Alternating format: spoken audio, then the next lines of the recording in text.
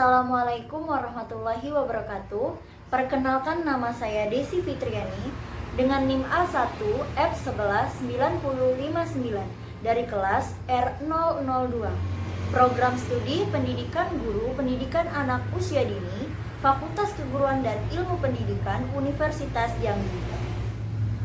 Pada kesempatan kali ini, saya akan menyampaikan materi dari mata kuliah Pengenalan Kegiatan Sains untuk Anak Usia Dini mengenai materi penggolongan sains, yaitu berupa zat gas, cairan, padatan, larutan, dan juga kelarutan. Untuk itu, mari kita simak videonya ya. Klasifikasi atau penggolongan materi berdasarkan keadaan fisiknya dapat dibedakan menjadi 3 macam.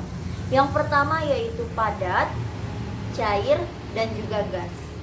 Ciri-ciri dari setiap wujud materi tersebut harus dapat dipahami karena merupakan landasan dalam penguasaan konsep dan juga proses dalam kimia. Nah, salah satu cara untuk mengenali wujud dari materi tersebut yaitu dengan melihat dari bentuk, volume, massa jenis, dan juga kemampuannya mengalir. Yang pertama adalah zat gas. Zat gas adalah zat atau benda yang mempunyai volume dan juga bentuk yang selalu berubah-ubah sesuai dengan tempat atau wadahnya. Ciri-ciri atau sifat dari zat gas.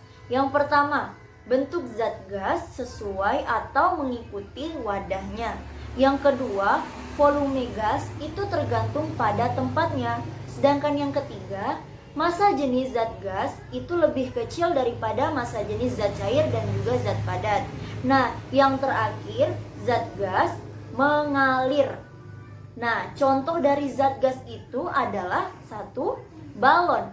Udara di dalam balon itu termasuk zat gas. Yang kedua yaitu udara dalam ban sepeda, ban motor, dan juga ban mobil. Dan yang terakhir ada pada tabung gas LPG. Nah, contoh-contoh dari zat gas dapat anak-anak temui di sekitar rumah ya. Kedua yaitu zat cair. Zat cair adalah zat atau benda yang mempunyai volume yang tetap, namun bentuknya selalu berubah-ubah mengikuti tempatnya. Ciri-ciri atau sifat dari zat cair yang pertama yaitu bentuk zat cair selalu mengikuti wadahnya. Zat cair mempunyai volume yang tetap. Zat cair dapat mengalir. Massa jenis zat cair adalah sedang. Contoh dari zat cair dapat kita temui loh di sekitar rumah kita, yaitu ada bensin, minyak goreng, air untuk kita minum, air teh, dan juga air susu. Yang ketiga ada zat padat. Zat padat adalah zat atau benda yang mempunyai volume dan juga bentuk yang tetap dan tidak berubah-ubah. Nah, partikel penyusun dari zat padat ini saling berdekatan satu sama lain dan sangat tersusun rapat. Contoh zat padat dapat kita temui loh di sekitar rumah kita. Contohnya itu ada buku, ada meja, ada kursi, ada pena, pensil, tas, dan lain sebagainya. Nah, dari penggolongan materi tadi mengenai zat gas, zat cair, dan juga zat padat dapat mengembangkan perkembangan kognitif anak. Anak dapat membedakan mana sih yang zat padat, mana sih yang zat cair, dan juga yang zat gas. Untuk orang tua di rumah dapat membuat sebuah permainan loh dari penggolongan materi tadi berupa zat gas, zat cair, dan juga zat padat. Ajak anak untuk menemukan benda-benda yang ada di sekitar rumah yang mana termasuk zat gas, zat cair, dan juga zat padat. Apalagi di masa pandemi saat ini, banyak waktu yang dihabiskan oleh orang tua dan juga anak di rumah. Untuk itu, mengajak anak bermain pengenalan kegiatan sains berupa penggolongan materi zat gas, zat cair, dan juga zat padat membuat anak menjadi lebih produktif di dalam rumah dan meningkatkan perkembangan kognitif anak atau kemampuannya. Materi selanjutnya yaitu mengenai larutan. Larutan adalah campuran homogen antara dua zat atau lebih yang saling melarutkan dan masing-masing penyusun zatnya tidak dapat dibedakan lagi secara fisik. Nah, larutan terdiri dari dua komponen, yaitu yang pertama zat terlarut yang disebut solut dan zat pelarut yang disebut solvent.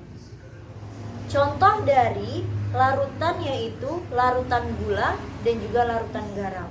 Misalnya, anak bunda di rumah menyiapkan 1 gelas air dan menyiapkan 1 sendok gula. Gula dimasukkan ke dalam air lalu diaduk-aduk. Nah, dari situ gula akan larut dalam air. Gula sebagai zat terlarut atau zat solut dan air sebagai zat pelarut yaitu solvent. Nah, setelah diaduk, gula tidak akan lagi terlihat. Hal ini bukan karena gula hilang, tetapi karena dua zat tersebut saling menyatu dan menjadi zat yang baru yang disebut dengan larutan gula. Materi selanjutnya yaitu mengenai kelarutan. Kelarutan merupakan kemampuan suatu zat terlarut untuk dapat larut dalam sejumlah pelarut pada suhu tertentu. Contohnya yaitu kelarutan etanol di dalam air. Dari materi larutan dan juga kelarutan tadi dapat melatih indera anak seperti melihat, merasakan, membau, dan juga mendengar. Anak-anak dapat melihat peristiwa sains yang ada di sekitar rumahnya. Anak-anak menjadi mengetahui sebab dan akibat suatu proses atau suatu peristiwa dari kegiatan sains yang dilakukannya. Dalam melakukan percobaan atau eksperimen mengenai pengenalan kegiatan sains untuk anak usia dini, orang tua harus selalu membantu dan mendampingi anak agar tidak terjadi sesuatu hal yang dapat membahayakan anak. Nah, itulah penyampaian materi yang dapat saya sampaikan. Mohon maaf apabila ada kesalahan dalam penyampaian, semoga bermanfaat. Terima kasih.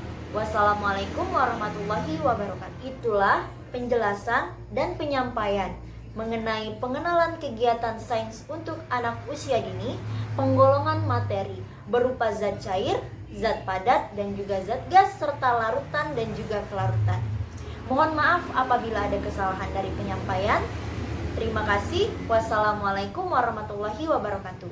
Jangan lupa untuk like, komen, dan juga subscribe.